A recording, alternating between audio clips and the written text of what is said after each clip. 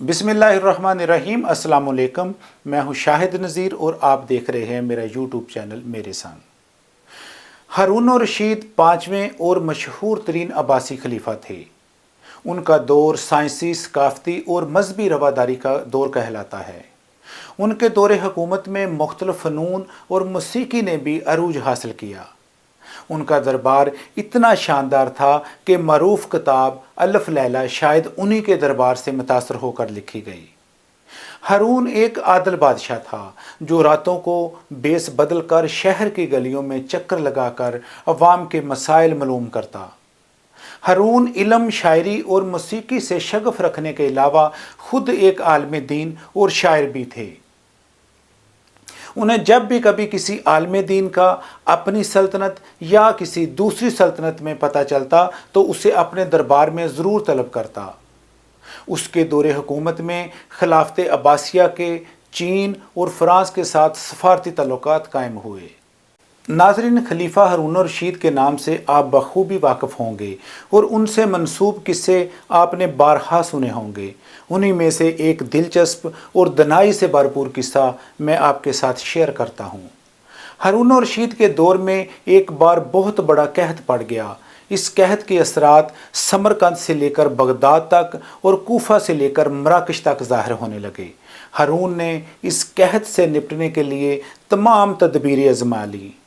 उसने गले के गोदाम खोल दिए, टैक्स माफ़ कर दिए, पूरी सल्तनत में सरकारी लंगर खाने कायम कर दिए और तमाम वज़रा और ताजरों को मुतासरीन की मदद के लिए मोबिलाइज़ कर दिया। लेकिन इसके बावजूद अवाम के हालात ठीक ना हुए। एक रात हारून रशीद शदीद टेंशन में थे और उन्हें नींद नहीं आ रही थी। टेंशन के इस आलम में उसने अपने वज़ीर आज़म याहिया बिन खालिद को तलब किया। याहिया बिन खालिद हारून रशीद का उस्ताद भी था और उसने बचपन से बादशाह की तरबियत भी की थी। हारून ने याहिया बिन खालिद से कहा, उस्ताद मोहतरम, आप मुझे कोई ऐसी कहानी या ऐसी कोई दास्तान सुनाएं जिसे सुनकर मुझे सुकून मिल जाए। याहिया बिन खालिद मुस्कुराया और अर्ज़ किया, बादशाह सलामत, मैंने अल्लाह के किसी नबी की हयात तैयबा में एक दास्तान पढ़ी थी। दास्तान मुक़द्दर, किस्मत और अल्लाह की रज़ा की सबसे बड़ी और शानदार तशरीह है। आप अगर इजाज़त दें तो मैं वो दास्तान आपके सामने दोहरा दूँ। बादशाह ने बेचैनी से फरमाया, उस्ताद मोहतरम, फ़ौरन सुनाइए, मेरी जान हलक में अटक रही है। याहिया खालिद ने अर्ज़ किया। किसी जंगल में एक बंदरिया सफ़र के लिए रवाना होने लगी। उसका एक बच्चा था, वो बच्चे को साथ नहीं ले जा सकती थी। चनाचे वो शेर के पास गई और उसने उससे अर्ज़ किया, जनाब, आप जंगल के बादशाह हैं, मैं सफ़र पर रवाना होने लगी हूँ, मेरी ख्वाहिश है कि आप मेरे बच्चे की हिफाजत का ज़ुम्मा ले लें। शेर ने हामी भर ली। बंदरिया ने अपना बच्चा शेर के हवाले कर दिया। शेर ने बच्चा अपने कंधे पर बिठा लिया। बंदरिया सफ़र पर रवाना हो गई। अब शेर रोज़ाना बंदरिया के बच्चे को अपने कंधे पर बिठाता और जंगल में अपने रोज़मर्रा के काम करता। एक दिन वो जंगल में घूम रहा था कि अचानक आसमान से एक चील ने डाई लगाई, शेर के करीब पहुंची, बंदरिया का बच्चा उठा लिया और आसमान में गुम हो गई। शेर जंगल में बहुत भागा लेकिन चील को ना पकड़ सका। याहिया खालिद रुका, उसने सांस लिया और खलीफा हारून रशीद से अर्ज़ किया, बादशाह सलामत, चंद दिन बाद बंदरिया वापस आई और शेर से अपने बच्चे का मुतालबा कर दिया।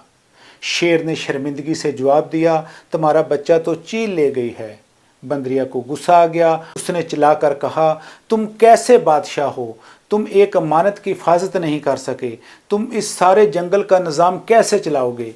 शेर ने अफसोस से सर हिलाया और बोला, मैं ज़मीन का बादशाह हूँ, अगर ज़मीन से कोई आफत तुम्हारे बच्चे की तरफ बढ़ती तो मैं उसे रोक लेता, लेकिन ये आफत आसमान से उतरी थी और आसमान की आफतें सिर्फ़ और सिर्फ आसमान वाला ही रोक सकता है।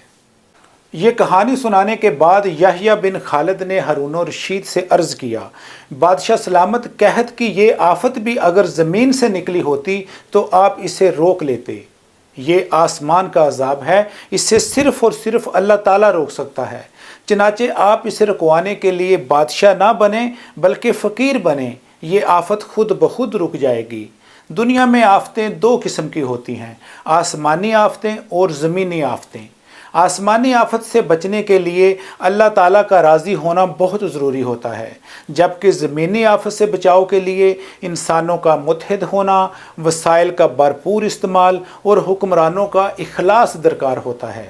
یحییٰ بن خالد نے ہارون الرشید سے کہا تھا، آسمانی آفتیں اس وقت تک ختم نہیں ہوتی جب تک انسان اپنے رب کو راضی نہیں کر لیتا۔ آپ اس آفت کا مقابلہ بادشاہ بن کر نہیں کر سکیں گے، چنانچہ آپ فقیر بن جائیے، اللہ کے حضور گر جائیے، اس سے توبہ کیجیے، اس سے مدد مانگیے۔